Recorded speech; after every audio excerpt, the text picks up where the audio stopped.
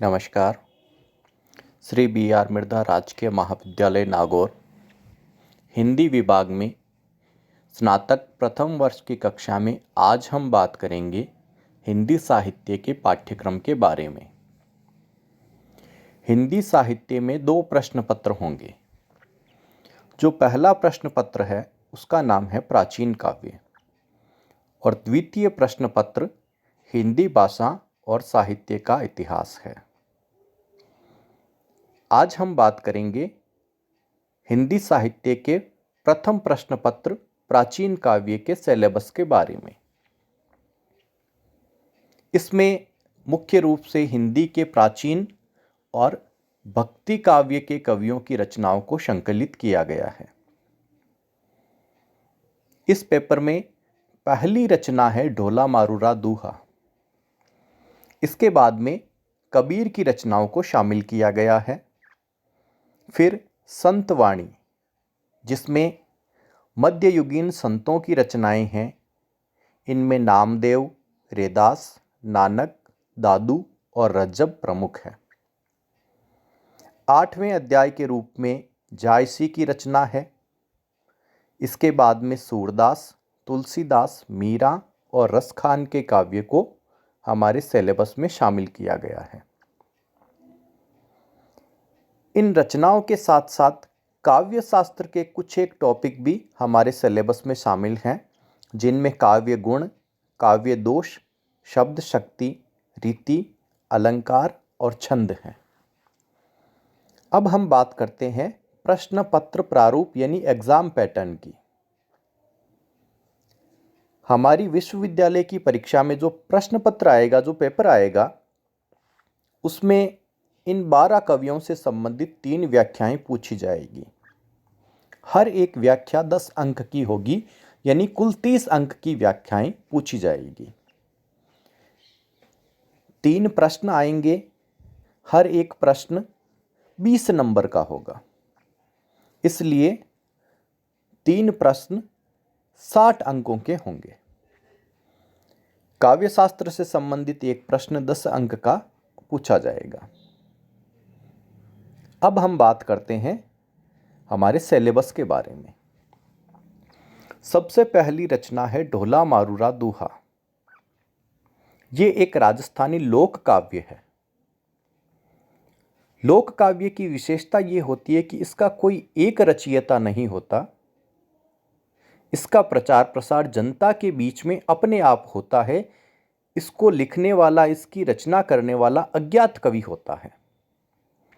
हम बात करें ढोला मारूरा दूहा की, तो ये माना जाता है कि कल्लोल कवि ने इन दोहों को संकलित किया। रचनाकार अज्ञात है, लेकिन जो दोहे जनता के बीच में प्रचलित थे, जो गाए जाते थे, उन दोहों का संकलन कल्लोल कवि ने किया। इसके बाद में जैन कवि कुशल लाभ ने इन दोहों में चौपाइयाँ जोड़ दी और उन्होंने ढोला मारवणीरी चौपाई नाम से रचना की।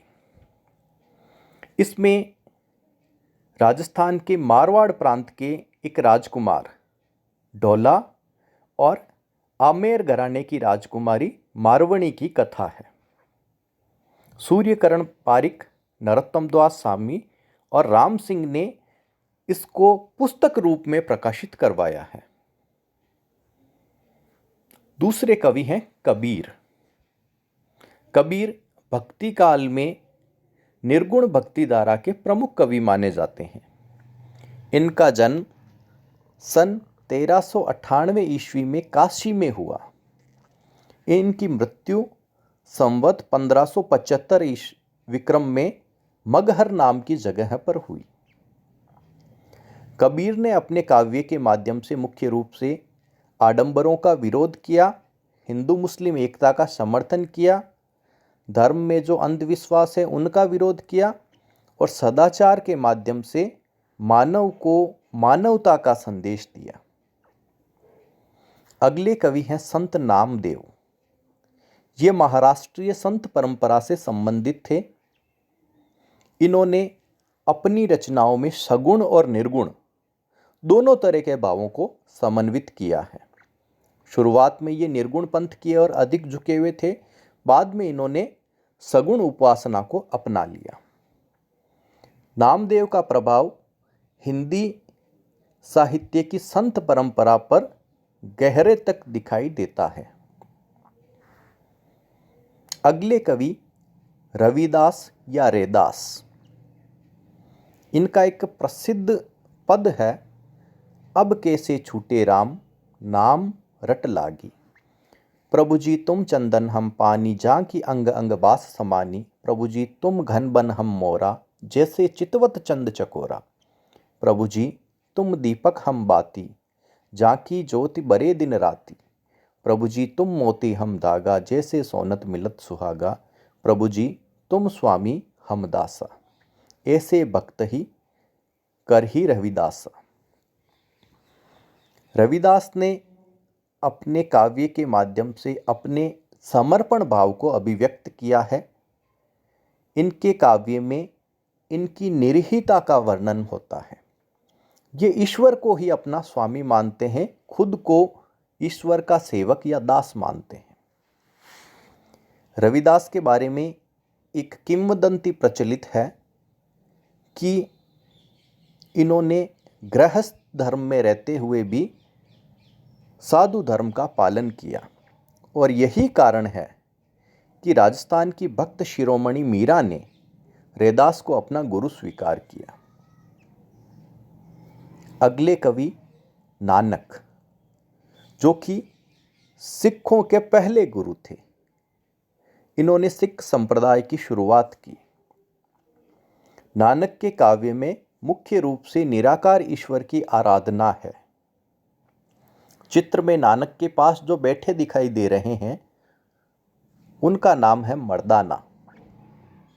मर्दाना नानक के पहले शिष्य थे और धर्म से मुसलमान थे। मर्दाना और नानक के बारे में एक छोटी सी कहानी। एक बार मर्दाना की इच्छा हुई कि अपने धर्म के जो कर्तव्य हैं उनके अनुसार मैं भी एक बार मक्का की यात्रा करूं। उन्होंने अपनी बात, अपनी इच्छा नानक के सामने दर्शाई। नानक भी इसलिए तैयार हो गए कि चलो आपके साथ मैं भी मक्का और मदीना की यात्रा पे चलता हूं। जब गुरु नानक मक्का पहुंचे तो मक्का मस्जिद के सामने गुरु नानक थकान के कारण सो गए। उन्होंने अपने पैर मस्जिद की तरफ किए हुए थे। तभी मस्जिद का एक मौलवी आया। उसने गुरु नानक को जगाया और कहा, आप हमारे मक्का की तरफ पैर करके सो रहे हो, अल्लाह का जो स्थान है उसके सामने पैर करके सो रहे हो, ये गलत है। नानक ने उसको कहा, ठीक है भाई, मेरे पैर उस दिशा में कर दो जिस दिशा में तुम्हारा अल्लाह नहीं रहता हो। उस व्यक्ति को, उस मौलवी को भी अपनी भूल का एहसास हुआ कि जो ईश्वर, जो परमात्मा, जो अल्लाह सृष्टि के प्रत्येक कण में है, उसके लिए हमें संकुचित बात नहीं करनी चाहिए। इस तरह नानक ने धार्मिक अंधविश्वासों का विरोध किया और मानव मात्र की एकता का समर्थन किया। अगले कवि दादू दयाल। दादू के काव्य की प्रवृत्तियां भी मुख्य रूप से कबीर के काव्य के जैसी ही है, लेकिन दादू कबीर जितने उग्र नहीं हुए। कबीर ने जिस तरह बुराइयों का पुरजोर तरीके से विरोध किया, उतना विरोध दादू नहीं कर पाए। दादू के काव्य में मन की निश्चलता का संदेश मिलता है। इन्होंने नाम स्मरण को, यानी अपने किसी भी एक आराध्य के नाम को रटते जाना, जपते जाना, उस नाम स्मरण को श्रेष्ठ माना। इनका एक पद है, राम रसायन भर भर पीवे, दादू जोगी जुग जुग जीवे। इस तरह इन्होंने राम नाम को ही अपनी भक्ति का आधार बनाया, लेकिन इन्होंने मूर्ति पूजा नहीं अपनाई, बल्कि निर्गुण निराकार राम को अपना आराध्य माना। अगले कवि संत रज्जब, जो दादू दयाल के शिष्य थे। रज्जब के बारे में एक दोहा प्रसिद्ध है, रज्जब ते गज्जब किया, सिर पर बांधा मोर, आया था हरि भजन को, करे नरक की ठोर। रज्जब को दुल्हा कवि भी कहा जाता है।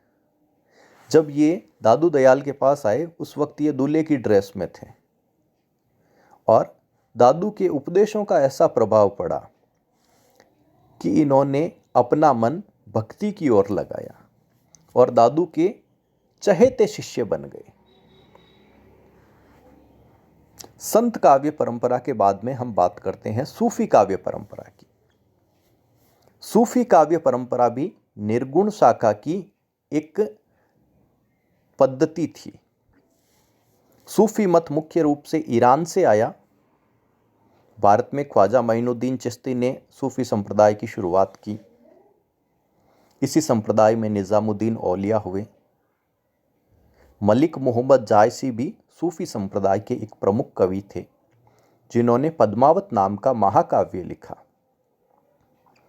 इस महाकाव्य में उन्होंने भारत की हिंदू जनता के जनमानस में फैली हुई एक लोक गाथा को, एक ऐतिहासिक गाथा को आधार बनाया।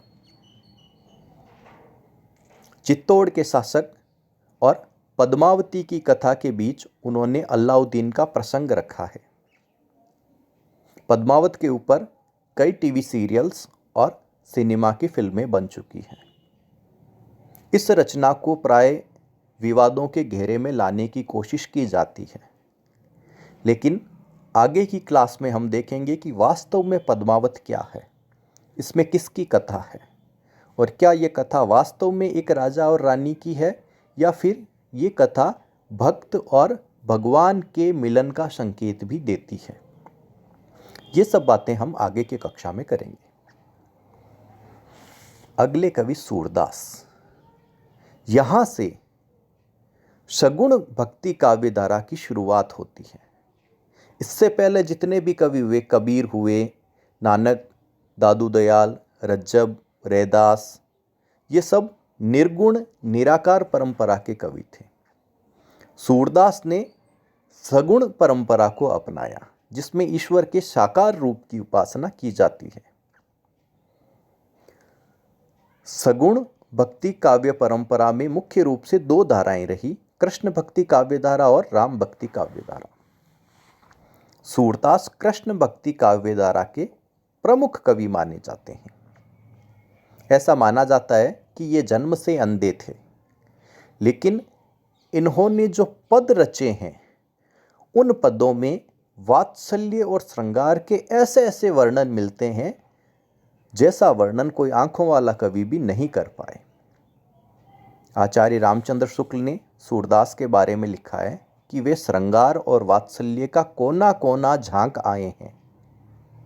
अब यहाँ पे ये बात ध्यान देने योग्य है कि आंखें नहीं थी, फिर भी श्रृंगार और वात्सल्य का कोई भी पक्ष इनसे अछूता नहीं रह पाया। इनकी 3 रचनाएं प्रमुख हैं, सूर सागर, सूर सारावली और साहित्य लहरी। अगले कवि तुलसीदास। तुलसीदास राम भक्ति काव्य धारा के प्रमुख कवि माने गए। इनका जन्म 1532 ईस्वी में और मृत्यु 1623 ईस्वी में हुई। एक भक्त कवि के रूप में जितनी प्रसिद्धि, जितना नाम तुलसीदास का हुआ, उतनी प्रसिद्धि संसार के बहुत कम कवियों को प्राप्त होती है।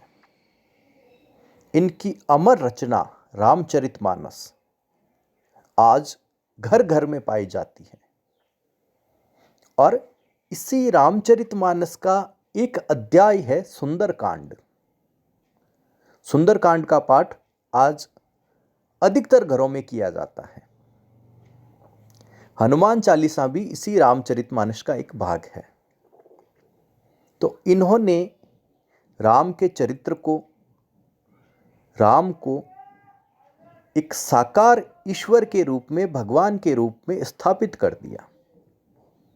इनके रामचरितमानस का आधार वाल्मीकि कवि की अमर रचना रामायण रही। रामायण संस्कृत में लिखी गई है और रामचरितमानस अवधी भाषा में लिखी गई है। अवधी के साथ साथ तुलसीदास ने ब्रज भाषा में भी काव्य रचना की।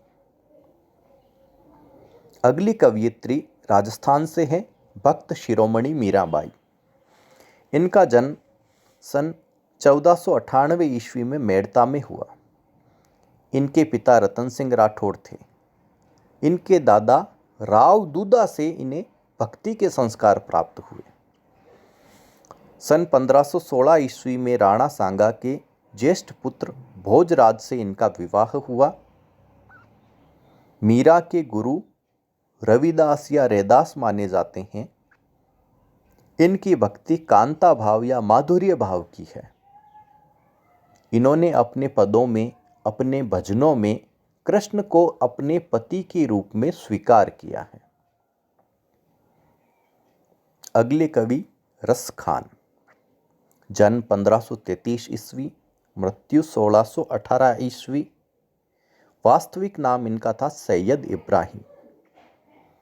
इनकी प्रमुख रचनाएं हैं सुजान रस खान और प्रेम वाटिका।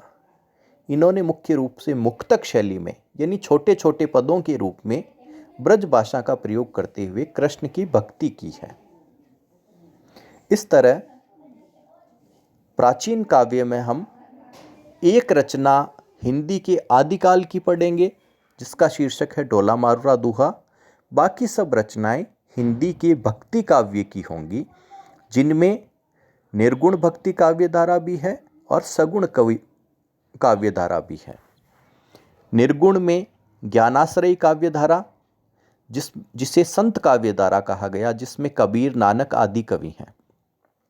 दूसरी तरफ प्रेमाश्रयी काव्यधारा जिसे सूफी काव्यधारा कहा गया।